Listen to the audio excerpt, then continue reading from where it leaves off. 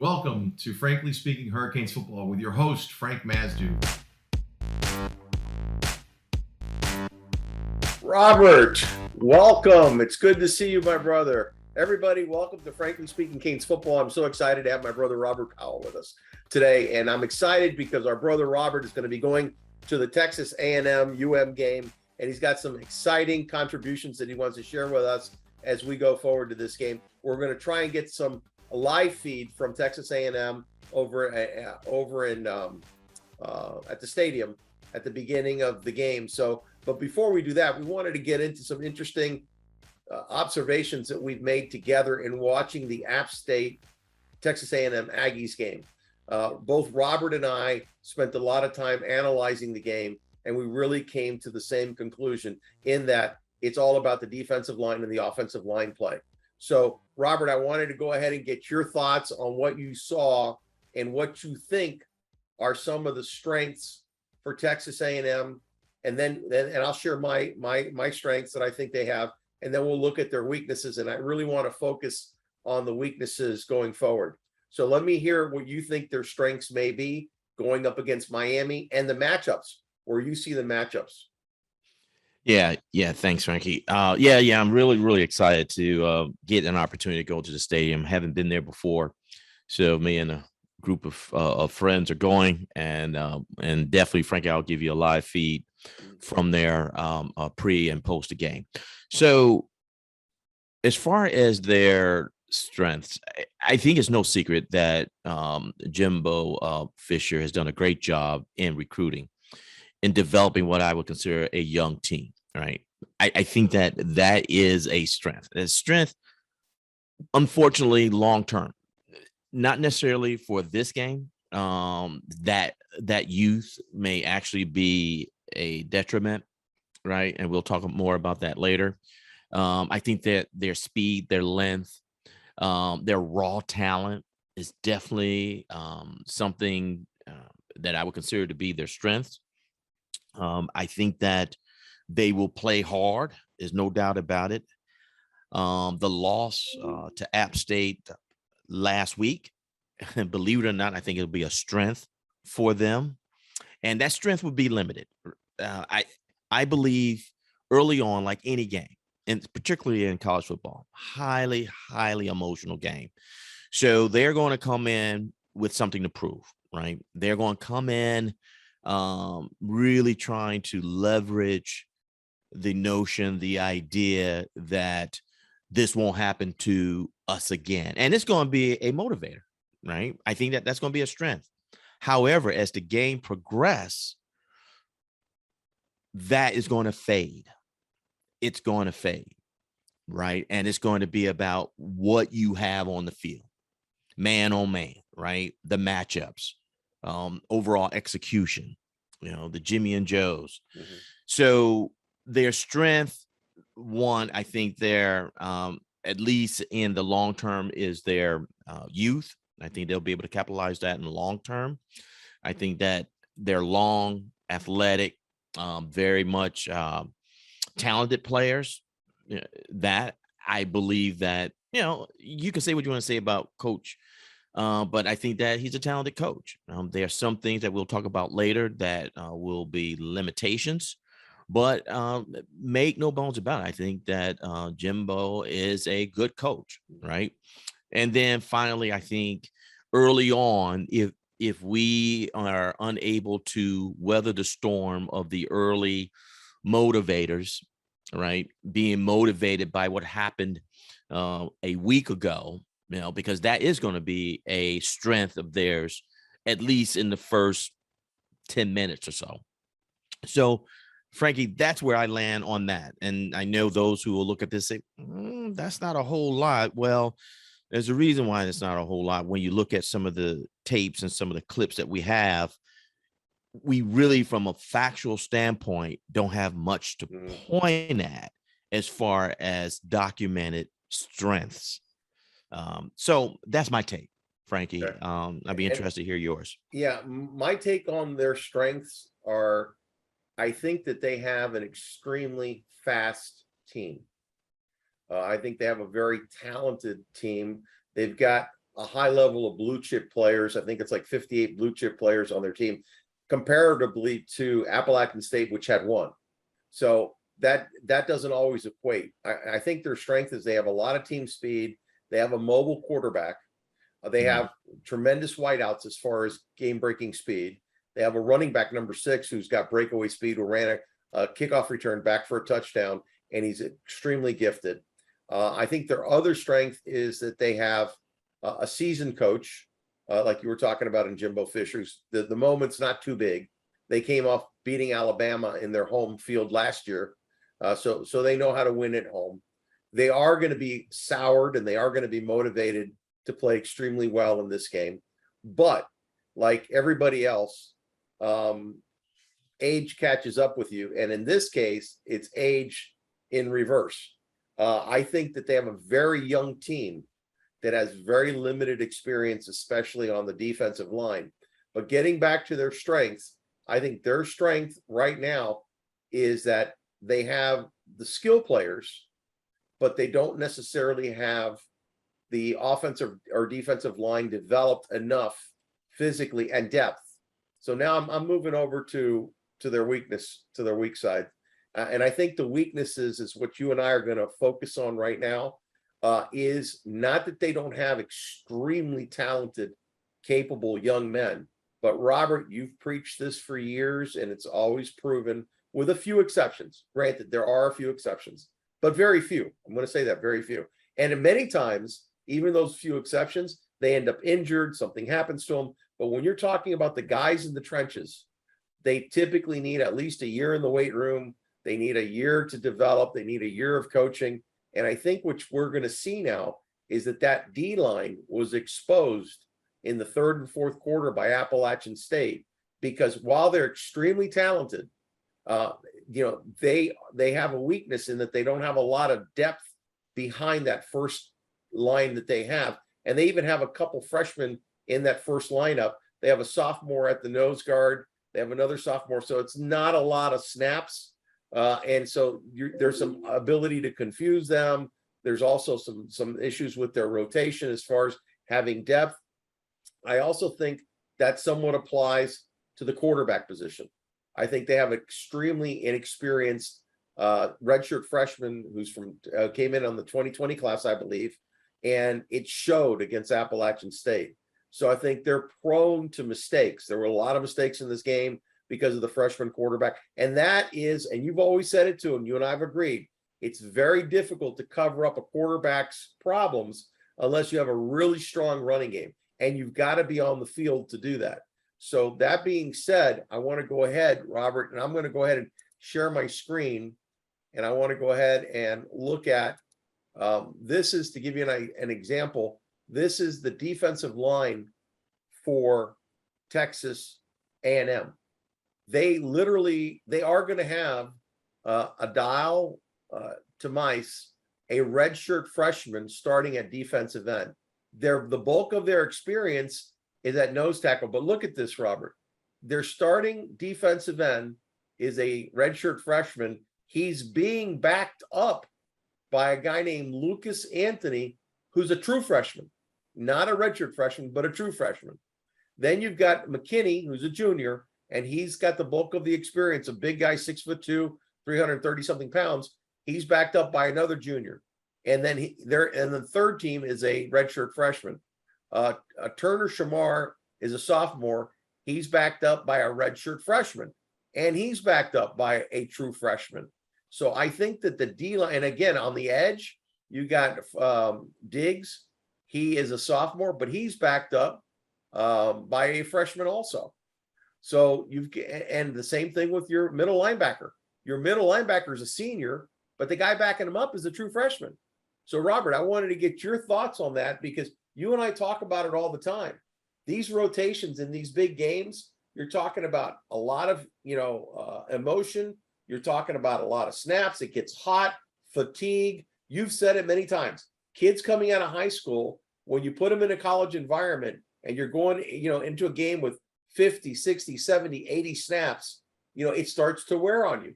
And they don't have a college body, like you said. They don't have a year in the weight room. They don't have a year to bulk up. So they're coming in typically light, as far as size is concerned. But share your thoughts on what you're seeing here on that D line.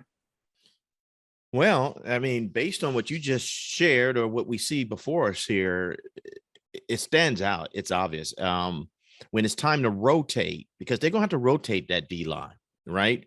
They'll rotate one or two at a time or whatever. But when that starts to happen, it's going to be a problem. I mean, I think it's going to be a problem. You're going to have what, 4 out of the 5 in rotation, and I'm looking at the linebacker. Well, look at the 4. You're looking at 3 out of the 4, right? If they're going to run the 4 D linemen, backups, 75% are freshmen. That's right. Okay, 75% are freshmen, and then in front of them are only sophomores. Right. So, granted, I mean, that is going to be hard to take care of within the first 3 games of the season, right? And you know how that D-line must be solid. And when you look at our offensive line, a lot of experience, big bodies, and we run that, double tight end set. So it's no secret. The blueprint has been set. We're going to try to run it. We're going to try to press them, run it. And once you start rotating those freshmen into that D line, it's only so many snaps they're going to take before they have to come back. And if you're running the ball and you're doing no huddle, a lot of those cats are going to be on the field for several snaps. Snaps. You're correct. And let me interject something here too. Let's go to these 2 sophomores, because on this defensive front, you've got a junior and 2 sophomores. Well, these are not redshirt sophomores. They're true. Sophomores. Well, I mean, one is a red shirt. One is a red shirt. Well, you got a redshirt freshman here. This guy is a sophomore and a sophomore. Your defensive end and your edge guy. These 2 guys, your D tackle and your edge, they're true sophomores. That means these are 2-year players. That's it. I thought, well, Diggs, he's a red shirt. Oh, he is a red shirt. I apologize. Right. I didn't see No. You're correct. And the middle linebacker is a senior, but then you got a redshirt sophomore, our weak side linebacker, and they're backed up by freshmen. I don't know what this LT is, freshman. I Overton. But anyway. Is that, yeah. That's just his initials. It's LT Overton. So what are your thoughts in general about that? Well, I'm just going to sum it up real quick. App showed the blueprint, right? You're going to run the ball, and our offensive coordinator loves to do it. Mario made no secret. We need to be tough. We need to be nasty. We need to be mentally tough, and he's going to want to run the ball. So we're going to be putting those big bodies and pushing that ball, running the ball between the tackles until we're able to open up with a pass. I don't see that game plan changing. One of the things that Mario indicated was, and we talked about this morning, is that we're going to have an identity, and it's not going to be what I say it is. This is, I'm somewhat paraphrasing what Mario said. What he meant was, and he may have said this also, is that what's on the field is going to determine our identity. And with him being a previous OL guy, when he took the podium of the job, he made it very clear, we're going to be tough in the trenches. Absolutely. And the last 2 games, I mean, the only thing we can take away from, the 2 games that we had was that we were committed to the run. We were committed to the run. A lot of people are not happy that, Tyler Van Dyke is not lighting it up all over, but people, we got to get in our heads. It's going to be totally different. Agreed. Totally different. Control clock, test their manhood, and we're going to run that ball. Yep. So that's my overall impression. And based on what I've seen with App State, what App State did, if it follows that blueprint, that is not going to be covered up or get better in 1 week. I totally agree, Robert. And let's just take another look, a little deeper look. This is a position review of the defensive line, and they even said it in this article, July 25th of 2022, by Jay Arnold. It says here they're long on talent. Yes, let's hey, they're going to be something to deal with in the next year or two, but not this year. To your point, and you'll look down here. Who did they lose? They lost all 4 starters, Robert. All 4 starters of the 2021 team. The team that beat Alabama. Granted, the team that beat Alabama in their stadium, they lost Michael Clemens, Jaden Peavy, Tyree Johnson, DeMarvin Leal, and that means that Texas A&M is going to have to find a way to replace a lot of production, a unit that was the heart and soul of the defense for the past 2 years. They combined for a tremendous amount of sacks, 26, 39 and a half tackles for loss. We're not talking the linebackers. These are the defensive linemen that contributed 40 damn tackles, 8.5 sacks, 26 sacks in total. Leal alone accounted for 12 and a half tackles for loss. And who did they bring back? Okay, this is the guy we're going to look at, because this guy, for them to be successful, has got to have a hell of a game, and that's McKinney Jackson. After the 4 starters, McKinney was the player on the defensive line who saw the most action in 2021. That defensive tackle out of Mississippi saw action in 10 games, including 4 starts. So he only has 10 games and 4 starts, largely at the nose. And then you've got Shamar Turner, who saw a lot of action as a true freshman. He was a true freshman. The former 5-star is likely to be a starter at the 3 technique. So he's coming in as a sophomore, and he's really, last year he was a true freshman. That's going to be a big issue. Then they've got Adarius Jones, who's a junior. He played in 10 games in 2021. That's not a lot of starts. And he only had 1 start, by the way, played in 10 games. So he was a backup. Now he's going into a starting role, making 12 tackles on the season. And then you've got Isaiah Rakes, who's a junior. That guy's probably more seasoned, appearing in all 12 games, but including just 1 start. So they didn't start for a reason. These are the names that are going to be their backups, Rob. Go ahead. Let me just say something. Sure. So it's one thing to lose 1 or 2, right? And then you have 50% or some number where you still have some consistency from the previous year, right?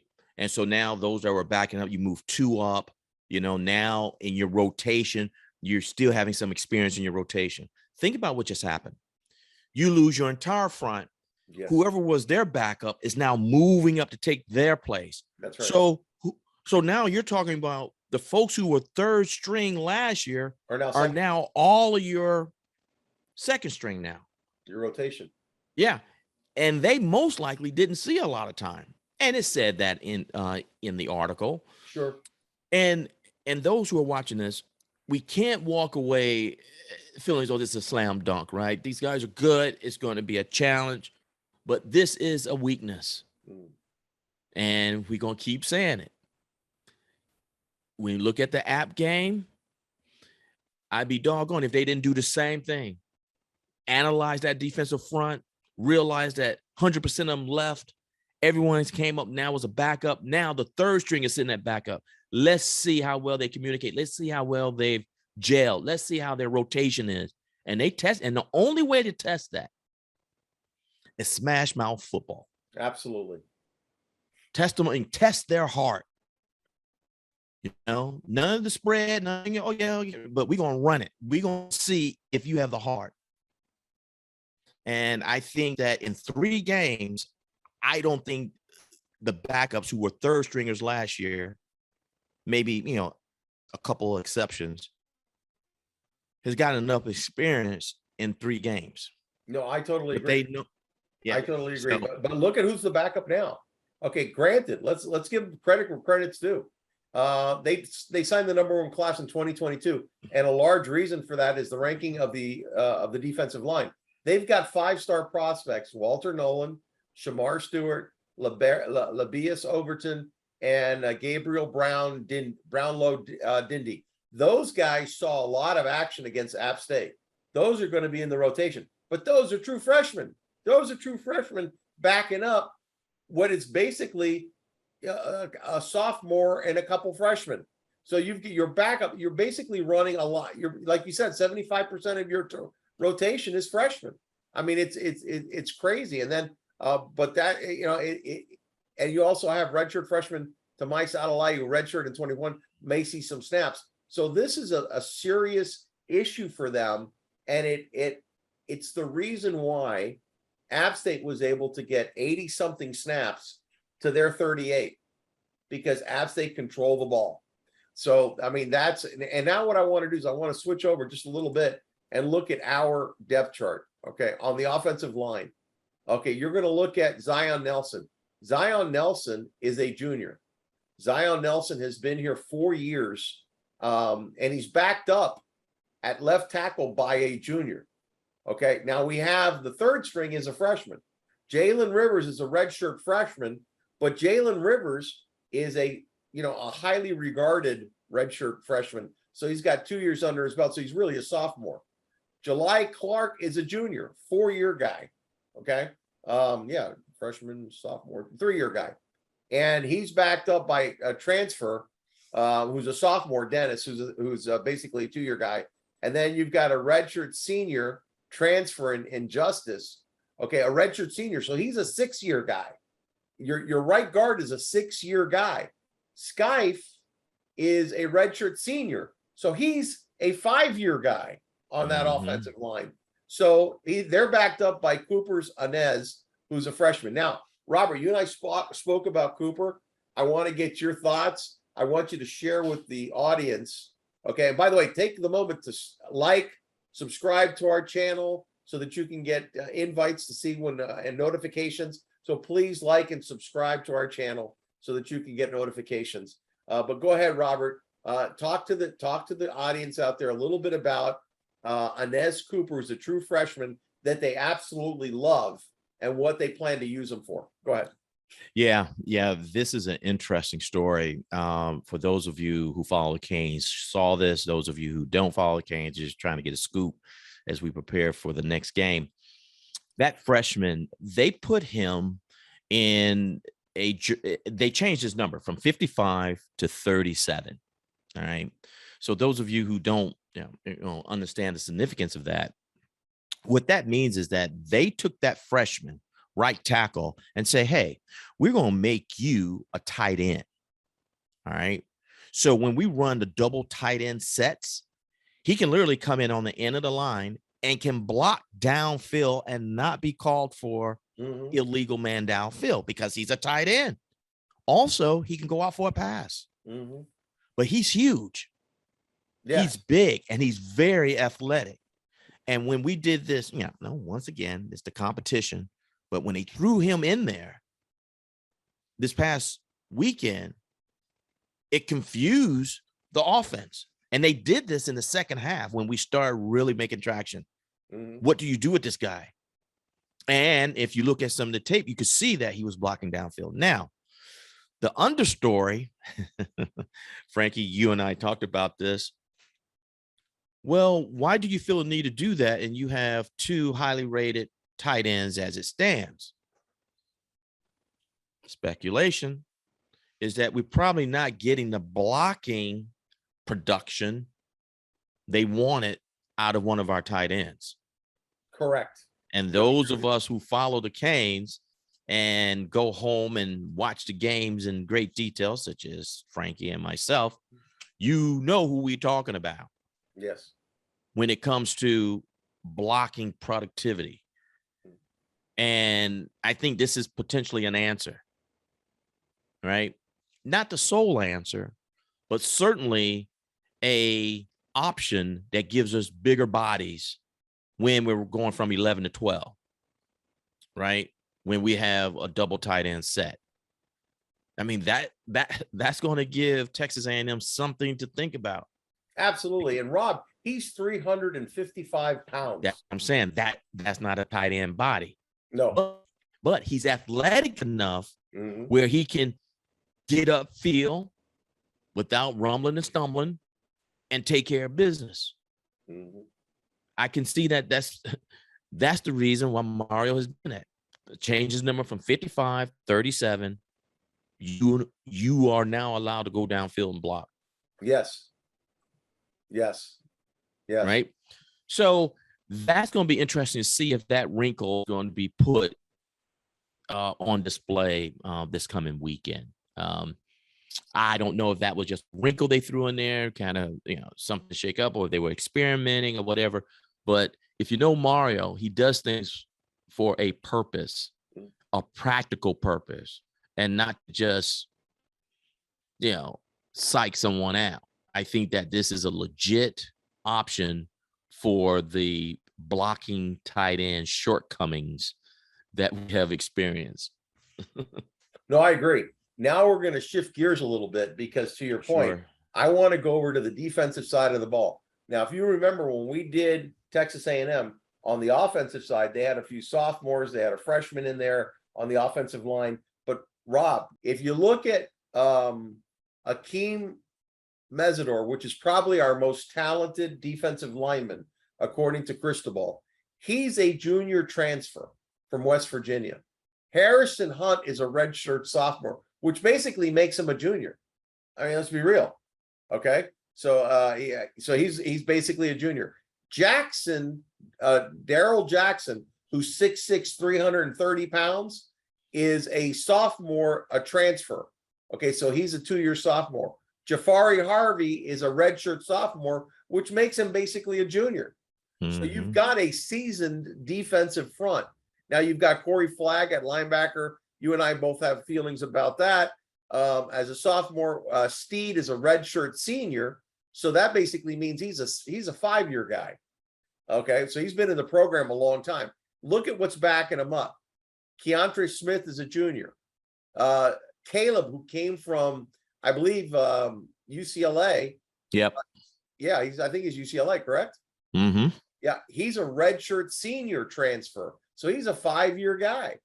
Agud Mitchell, who's supposed to be a terrific player also at defensive end. This is part of your rotation. A redshirt senior transfer. That's a 5-year guy. Leonard Taylor is a sophomore, and he's probably the most talented guy on the defensive line, but he's in the rotation. He's a sophomore. Moultrie, Antonio Moultrie, a redshirt senior transfer, is a 5-year guy. William Chavez is a sophomore. And then look, you still got sophomores, a redshirt senior, and Jacob Lichtenstein on your third line. Look at the depth you have. Your redshirt junior, Jordan Miller, at the senior. Kelly Najik is a true freshman defensive end. Chase Smith is a sophomore. And so I look at our defensive depth, and I see them coming in waves against that offensive line. And I think that's going to create all kinds of problems for Texas A&M. So I just wanted to share that with you because, to your point, the goal is going to be to grind them down physically, to be physical and win the game in the third and fourth quarter. That's going to be the goal. That's going to be the goal for this. Now let's go over here. Rob, this is just to kind of begin to wrap this up. I want, it's hard to see, but it's a 2-minute clip. And what I want to focus on, you're going to see a lot of play, but I want to focus on App State's offensive line, Texas A&M's defensive line, and vice versa. App State's defensive line and Texas A&M's offensive line. So let's just play this clip briefly. And when you want to make a comment, let me know. I'll stop the play. There's the blitz. Rice stands in, has an open receiver, and hits his man downfield. It's Christian Wells. Yeah, just pause that just for a second. Okay. So the difference at quarterback, let's just real quick. Bice, the quarterback for App had, I think he was a transfer from Duke. Yes. I think he's a 5-year guy. Yes. All right. So the experience, right, is huge. I think he played at 2 other schools before even coming to App State. And his experience and this play, he saw the blitz. He saw, and he got rid of it quick. Man was open. If they blitzed, most likely they were in man. Right. So he was able to see it. He knew exactly where he was going, and he hit it on the money. He hit it on the money. And Rob, to your point, he saw the blitz. He saw the blitz. They blitzed 5 guys, and they didn't get near him. Yep. And he saw it when they lined up. That's right. I think that is also a difference in their quarterbacks. I mean, the quarterback play. I don't know if the gentleman, and I don't remember his name, Keys or whatever his name is. King. Yeah, King. Would he have seen it? No. And I think some of the clips that you're going to show what happens when they were mixing up fronts. So anyway, I want to stop and make that comment about the maturity of the quarterback play and the difference that is going to make. And I think Miami, I'm just going to say it, has the advantage at quarterback. Well, I agree. And here's the other thing, too, to your point. If you're playing App State and you can't get to their quarterback with 5 rushers, you got a problem. You got a problem. You got a problem. So let's continue the play here. Rice stands in, has an open receiver, and hits his man downfield. Robin, to your point, that was a 20-yard pass. Yep. It's Christian Wells. And Nice is that type of player that can really spark an offense and get everyone going. 3-man rush. King lost the football. Okay, I'm going to stop on this one. To your point, Rob, to your point, a young, true freshman quarterback. A 3-man rush, my friend. A 3-man rush. They knock the ball out of the quarterback's hand. The running back gets a hold of it. The same guy, number 35, that knocked it out of the quarterback's hand, knocks it out of the running back's hand and picks up the fumble recovery. That's just amazing. Let's watch this. It's picked up by his own lineman, Robinson. It came up again. And State has it inside the 30. Wow. Robinson in motion. Marshall up the gut. Touchdown. Okay. Thoughts on that, Rob? Well, let me play it again. I just want to get your thought. Listen, this is goal line. This is at the 4-yard line. This guy got 4 yards on this carry. Let me play it again. Hang on. Up the gut. Let me back it up just a little bit. Robinson in motion. There it is. Marshall up the gut. Touchdown. He broke through 3 Texas A&M players, 3 tackles. Look at that. Appalachian State. On a Wow. tackle. Wow. And everyone had a hat on hat. The running back came back, picked up the block. Okay. Now, to your point, that was a good play with the quarterback running the ball, but it was a 3-man rush, and he had to rush out of the pocket. He got flushed out on a 3-man rush. On a 3-man, which goes to your point, Rob. The guy can't read the defenses and is nervous. He's got nervous feet, so he can't sit in that pocket. So let's continue playing. But that's to your point. Chip wind up in the slot. He can line up anywhere. LHA.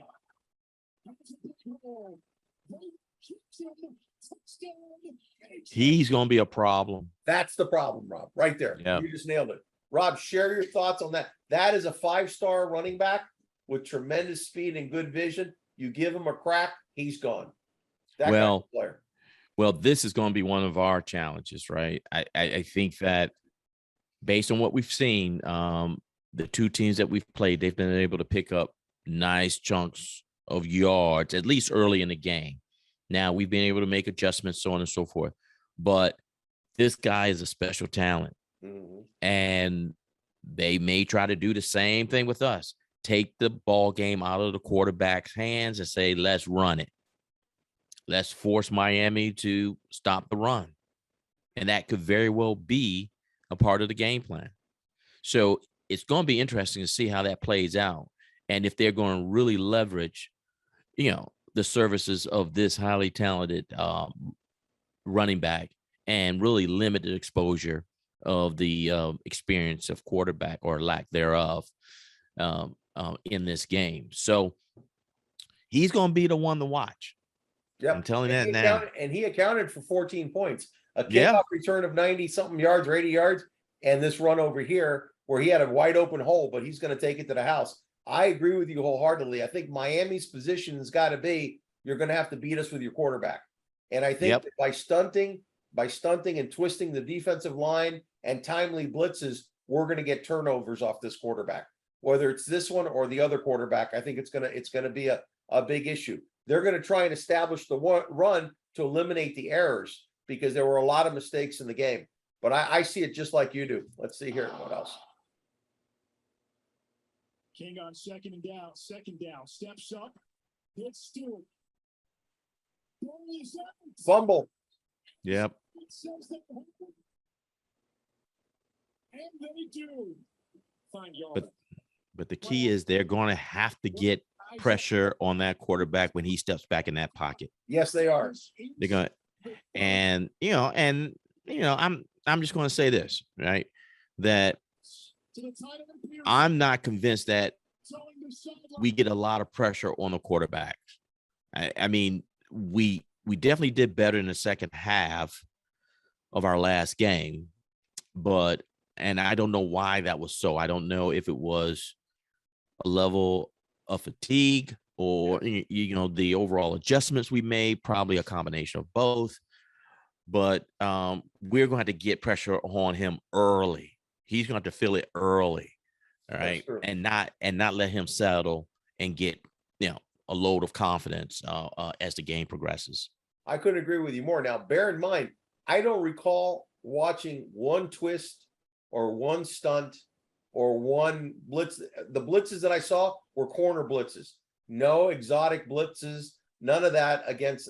So I think that what you're going to see is they're going to throw the kitchen sink at this kid, and they're going to really confuse him. You may see zone blitzes where they drop back to the lineman, blitz a linebacker. Because this kid cannot throw the ball. This kid has there's a confidence issue, and they're going to have to set that up early against this kid. And I don't know if you noticed it with App State, they threw the tight end. Their touchdown came on a pass to the tight end, rolling out to the right. The tight end, I think Arroyo is going to have a really big game. I really do. The other thing I think, and you and I talked about it, this is a good time to bring it up. Rob, we watched Kevin Steele's press conference.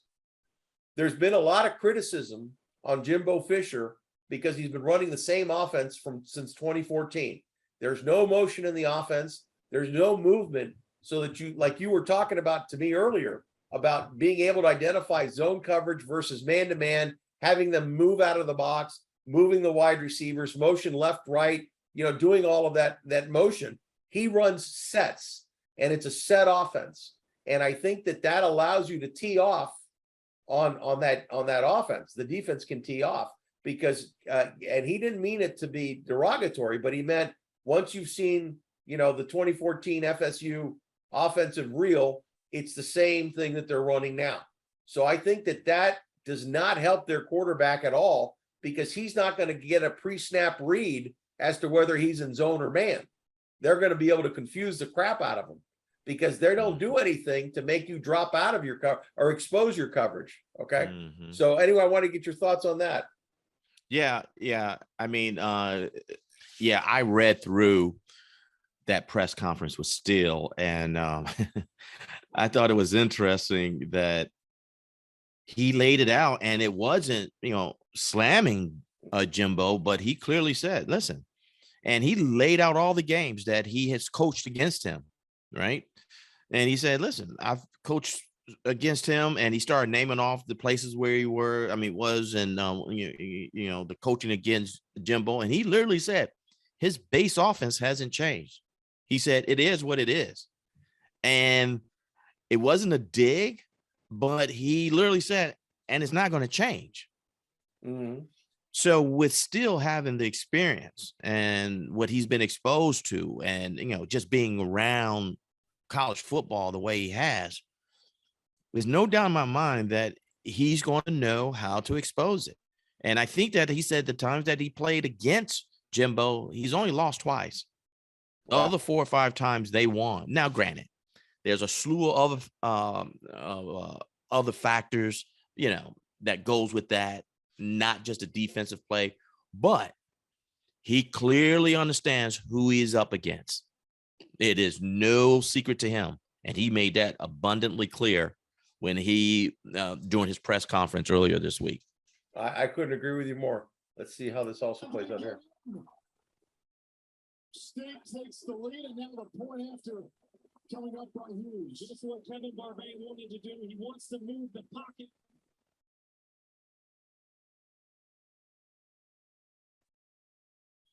There comes the kickback, Rob. 90 Yep. yards. Chain. Yep. Look at this guy. 30, breaks the Poor tackling. Look, oh my goodness. Yeah, yeah. But I mean, it's more about the talent of that runner. And that tied it up. Yes, That sir. tied it up. That tied it up. And that was in the third quarter. And with 8 minutes left. Oh, fourth quarter. Well, no, I'm talking when he tied it up. Yep. It was 3 minutes left in the third quarter. Now here's 8 minutes left, and Texas A&M couldn't look at that. The kicker couldn't even get it over the line. Yeah, that is another vulnerability that they have on their special teams. I don't think they're special. Well, I don't know. I haven't seen a whole lot of it, but that Well, clearly App State blocked it. App State blocked it. Yeah. So that's something to look at. But right now, to go ahead and recap, my brother, I'm going to ask you to give us a game prediction. What your feeling is. I know you're going to be traveling tomorrow. Godspeed, and excited to see you there and talk to you before the game, at halftime and after the game. What's your game prediction on this?